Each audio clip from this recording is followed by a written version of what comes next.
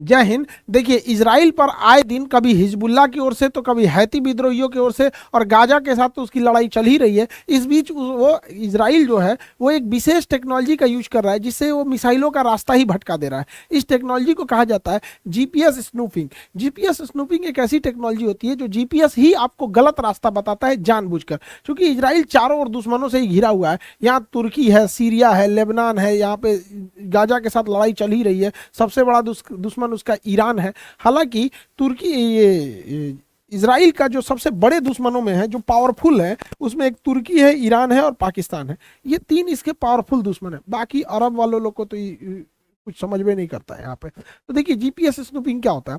ये जीपीएस जो है ये चारों ओर हमारे सैटेलाइट छोड़े गए हैं और पूरे पृथ्वी के चारों ओर सैटेलाइट्स का एक ग्रुप है जीपीएस, जो अमेरिका ने उसे छोड़ा था।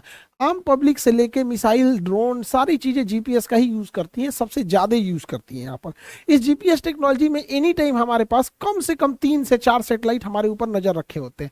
हम कोई भी डेटा लेते हैं, हमारी दूरी एक जगह से दूसरे जगह कहाँ है, हम 2 जगहों की दूरी नापते हैं, तो हम आसमान से हम इसी सैटेलाइट से घिरे रहते हैं और हमें मोबाइल में इजीली मिल जाता है डेटा।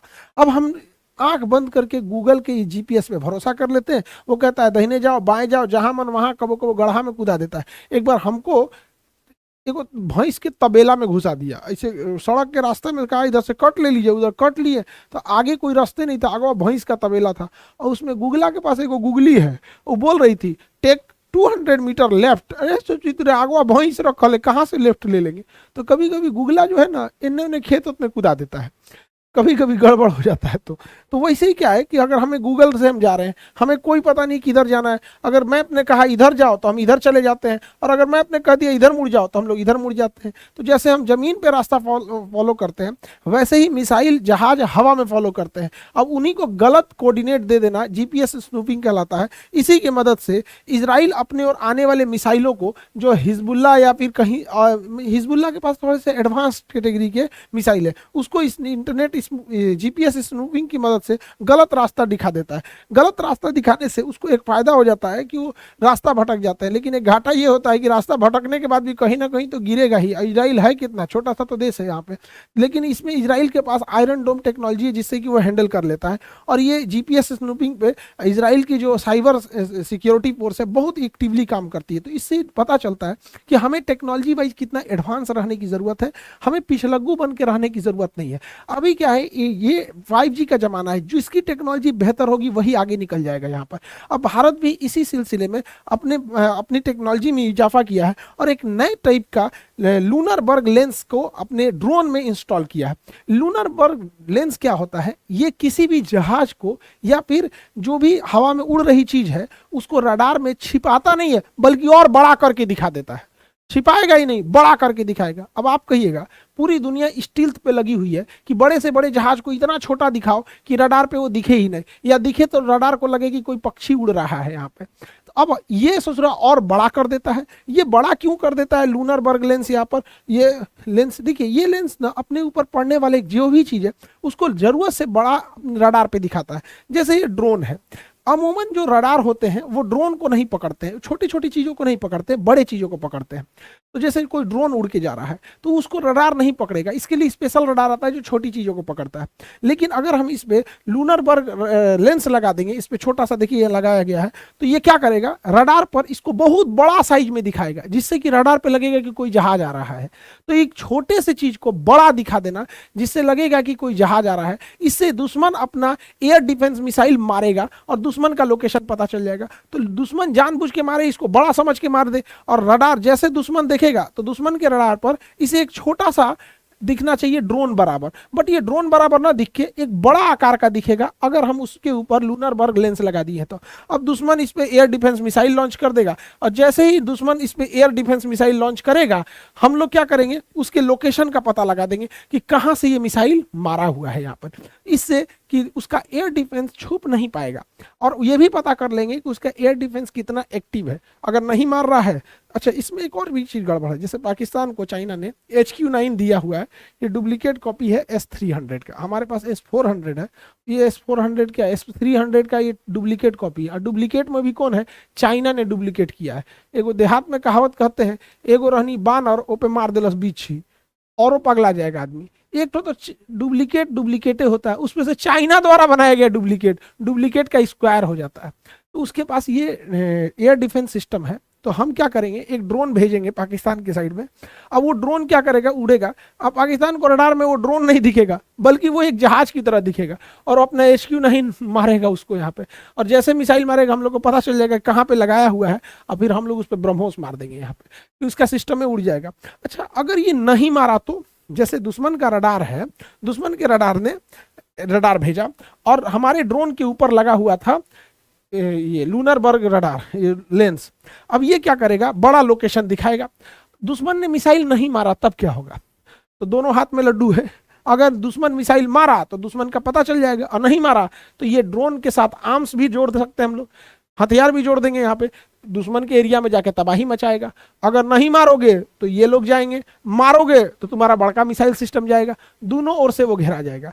इसलिए ये टेक्नोलॉजी होती है, ये स्टील्थ का ठीक उल्टा होता है। स्टील्थ ऐसी टेक्नोलॉजी होती है जो रडार पे ही नहीं आती है, और ये जो होता है लूनर बर्ग जानबूझ के रडार पे लाया जाता है। स्टील्थ जहाजें जो होती हैं वो अलग टाइप की होती है। तो भारतीय थल सेना अब ऐसे ड्रोनों को एक्वायर कर रही है जिसपे लूनर बर्ग रडार, लूनर बर्ग लेंस लगाए गए हैं यहाँ पे। ये स्टील्थ का ठीक उल्टा होता है। स्टील्थ आजकल एक नई टेक्नोलॉजी के जहाज बोले जाते हैं।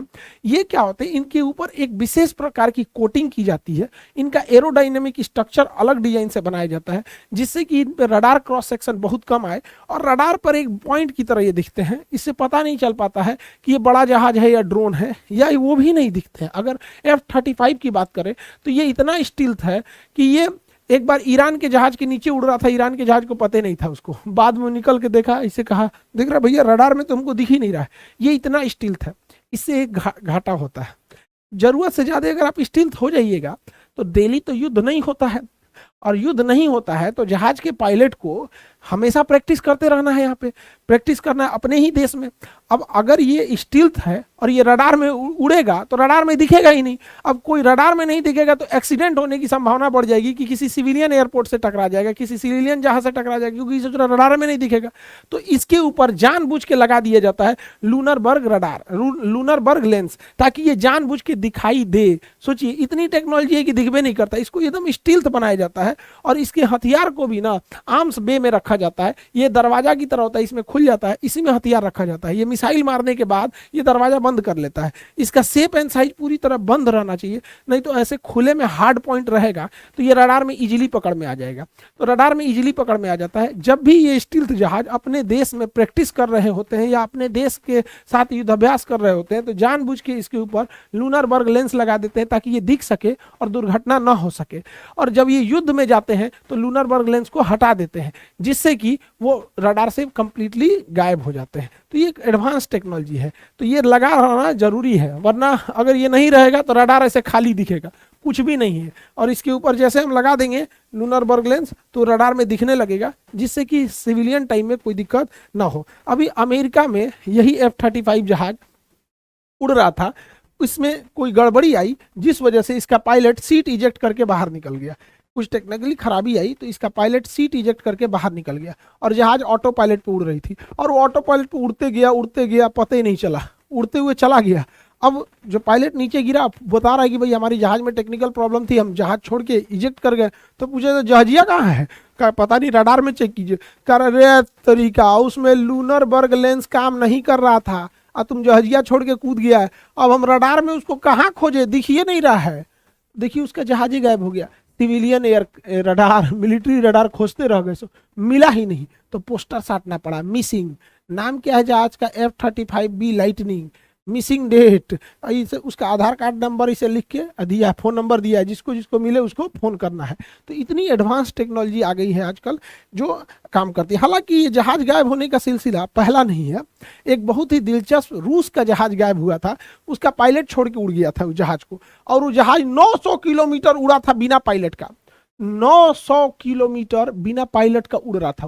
पायलट कूद गया था सीट इजेक्ट करके, टेक्निकल खराबी आई थी, कूदने के बाद जहाजिया ठीक हो गया। यहाँ पे देखिए 4 जुलाई 1989 को रूस का एक एयरफोर्स स्टेशन था, एक बेस था जिसका नाम था बैगीज एयरबेस। तो बैगीज एयरबेस पर रूस के जहाज तैनात थे। वो रूटीन प्रैक्टिस के तहत उसको उस दिन कर्नल निकोलाई उड़ा रहे थे। जहाज जो था मिग 23M था, इसे कर्नल निकोलाई उड़ा रहे थे। इसमें एक लोगों की बैठने की कैपेसिटी होती है, एक ही क्रू होता है, एक ही आदमी इसे उड़ाता है। जब ये टेक ऑफ किए जहाज को लेके तो नॉर्मल टेक ऑफ हुआ, लेकिन टेक ऑफ करने के थोड़ी ही देर बाद इन्हें इंजन में पावर कम फील होने लगा। इन्हें लगा कि इंजन उतना पावर नहीं दे रहा है।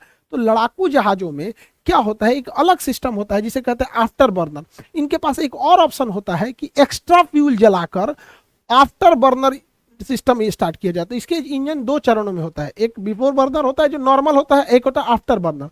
तो नॉर्मल बर्नर में कम पावर मिलते रहता है जितना चाहिए उसको, और आफ्टर बर्नर अगर लगा देगा तो उसमें और ज्यादा फ्यूल जाएगा और पावर प्रोड्यूस करेगा, इससे फ्यूल खाएगा बहुत ज्यादा। इसलिए अमूमन जहाज आफ्टर बर्नर का यूज इमरजेंसी में करते हैं कि अगर फटाक से टेक ऑफ करना है या दुश्मन के एरिया से भागना है या किसी एयरक्राफ्ट कैरियर से उड़ना है तो आफ्टर बर्नर का यूज करते हैं।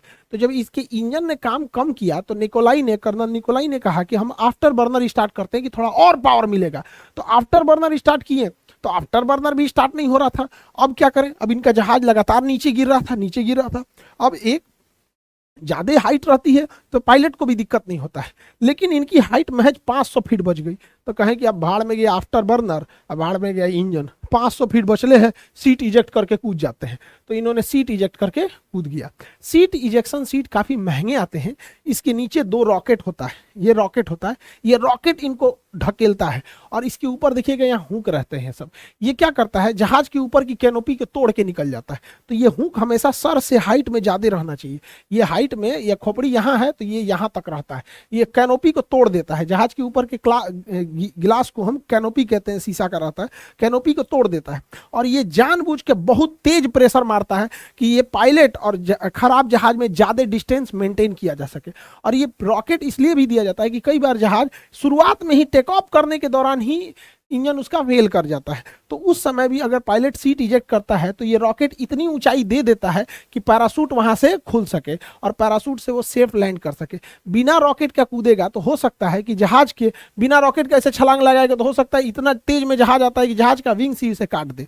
तो इन्होंने सीट इजेक्ट करके कूद गए और कहे कि अब जा ससुरा, तूने ऑटो पायलट पे लगा के छोड़ दिए कि कहीं ना कहीं तो गिरबे करेगा यहाँ पे। और जैसे कूदे नहीं निकोलाई, एक इंजन स्टार्ट हो गया, इंजन ससुरा का स्टार्ट हो गया और चलने लगा, यहाँ से उड़ने लगा यहाँ पे। अब रूस जब ये कूदा तो रूस के रडार ने देखा कि ये भैया ये तो कूद गया यहाँ पे। निकोलाई कूद गए, इसका बर्नर स्टार्ट हो गया, ये इंजन स्टार्ट हो गया और ये जल्द देखते देखते रूस की सीमा को छोड़ के चला गया और रूस के रडार से ये गायब हो गया। लेकिन रूस वालों को पता था कि भैया ये कूदा है, इंजन में खराबी थी, इंजन ठीक हो गया। इससे पूछा गया क्या हुआ, था कहा कि जैसे कूदे इंजन वह चालू हो गया। यहाँ पे हम तो पूरा कोशिश किए बचाएं, लेकिन वो गिरते गया 500 फीट बचल था, तो अब उतना से अंदर तो कूद ही जाना होता है। कूद गया, अब ये जहाज भाग गया पश्चिम दिशा में और देखते देखते ये हेल गया पोलैंड को, पोलैंड पार कर गया। पोलैंड जब पार किया तो पोलैंड के बाद रूस से निकला यहाँ पे पोलैंड, पूरा देश पोलैंड पार कर गया, जर्मनी पार कर गया। जर्मनी उस समय दो भाग में बटा था, पूर्वी जर्मनी और पश्चिमी जर्मनी। पश्चिमी जर्मनी में जब प्रवेश किया तो पश्चिमी जर्मनी में उस समय अमेरिका का एक एयरबेस था जिसका नाम था सोएस्टरबर्ग एयरबेस। तो सोएस्टरबर्ग एयरबेस पे अमेरिका के F-15 जहाज तैनात थे। उन जहाजों ने इसे देखा कि सोच कहां से आ रहा है, तो इन जहाजों ने उसका पीछा किया और पीछा करके कहा या बैला रोक बैला रोक दे जहाज, ये रोकिए नहीं रहा। तो इन्होंने कहा कि मार के गिराओ, बैला को मार के गिरा दो। तो चारों ओर से घेरे, तो कहा कि जा एमे तो बैला है, ये नहीं है। वो सब कैसे, दिस इज घोस्ट प्लेन। अंग्रेज सब ना सीबीएसई वाला भूत को घोस्ट बोलता है, सब घोस्ट, दोस्त नहीं ghost. This is ghost plane, इसमें तो कोई है ही नहीं है। अब उस सब का हालत खराब हो गया, अरे भाई साहब ये उड़ के आ कैसे रहा है। अब सोचिए ये 1989 की बात है ना, 1989 की बात है, आज से लगभग 40 साल हो गया, लगभग 40-42 साल। उस समय ड्रोन का कोई टेक्नोलॉजी नहीं था, पायलट ही जहाज को उड़ाता था। अब देखते देखते ये जर्मनी भी पार करके नीदरलैंड में घुस गया, और जब नीदरलैंड में, जर्मनी पार करके नीदरलैंड में गया तो नीदरलैंड वाले में भी जहाज दौड़ा दिए सब। रे बकलोलवा इधर कहाँ, इहो देख के डरा के, इसमें कोई नहीं है, no one in the cockpit, who is flying the plane. Angrezi बोलता है सभी सब, ये भगवान, oh my God, oh my God, God help us from this ghost plane, ये सब डरा गया सब यहाँ पे। तब तक ये जहाज जो है ना नीदरलैंड में घुसा, नीदरलैंड को पार करके अब बेल्जियम की ओर मुड़ गया।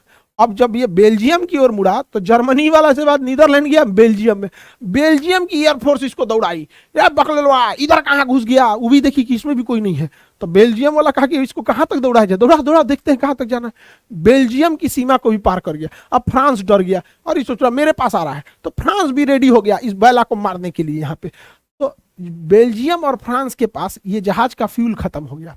यहां से यहां तक 900 किलोमीटर का डिस्टेंस तय करने के बाद बेल्जियम नामक देश में, बेल्जियम लगभग पार करने ही वाला था, बस बेल्जियम 10 किलोमीटर के बाद बेल्जियम पार हो जाता, यानी महज ये 1 मिनट और उड़ जाता ना, मतलब 30-40 सेकेंड और उड़ जाता तो 10 किलोमीटर पार कर जाता यहाँ पे। लेकिन फ्रांस से 10 किलोमीटर दूर अर्थात बेल्जियम में 10 किलोमीटर अंदर इसका फ्यूल खत्म हो गया और यह फ्यूल खत्म होने के बाद बेल्जियम में ही गिर गया और बेल्जियम की एयरफोर्स इसको बेल्जियम के घर पे गिरा जहां एक व्यक्ति की मृत्यु हो गई। बस एक व्यक्ति की मृत्यु हुई थी। लेकिन इसमें रूस को बता देना चाहिए, रूस ने गलती किया। उस समय फ्रांस की भी एयरफोर्स रेडी थी, कोल्ड वार का समय चल रहा था। कोल्ड वार में ना दोनों देश एक दूसरे को देखना नहीं चाहते थे। रूस के समर्थक वाले देश सोवियत संघ के कहलाते थे और अमेरिका के समर्थक वाले देश, ये दोनों आपस में लड़ाई करते रहते थे, गुटबाजी में बढ़ गई थी दुनिया। हालांकि उस समय रूस का उस समय नाम सोवियत संघ था। उसके 2 साल बाद रूस 15 देशों में टूट गया, अर्थात सोवियत संघ 15 देशों में टूट गया था। Estonia, Latvia, Lithuania, Belarus, Ukraine, Moldova, Georgia, Armenia, Azerbaijan, Kazakhstan, Kyrgyzstan, Tajikistan, Turkmenistan, Uzbekistan, रूस, 15 देशों में उस समय यूएसएसआर टूट गया, ठीक उससे 2 साल बाद यहाँ पर। तो ये कई ऐसी घटनाएं होती हैं जो टेक्निकल फेलियर के कारण होती है। अब ऐसे ही मिसफायर भारत से ब्रह्मोस भी हुआ था यहाँ पर। हालांकि मिसफायर था कि क्या था, हमारे ब्रह्मोस का तो टेस्टिंग भी हो गया उसी बहाने। तो कई बार ऐसी टेक्निकल ग्लिचेज आ जाती हैं यहाँ पर। तो ये साइंस जैसे जैसे आगे बढ़ेगा तो उसके कुछ डीमेरिट्स भी होते हैं। 100% भरोसा नहीं कर सकते हैं टेक्नोलॉजी के और साइंस के ऊपर यहाँ पर। समझ में आ गया कि नहीं? बाकी आगे आपका बीपीएससी का इंटरव्यू ऑनगोइंग है, इंटरव्यू वाले लोग अपना स्लॉट लेते रहेंगे और 28 तारीख को रेगुलर टेस्ट सीरीज और दरोगा मेंस का बैच स्टार्ट हो जाएगा।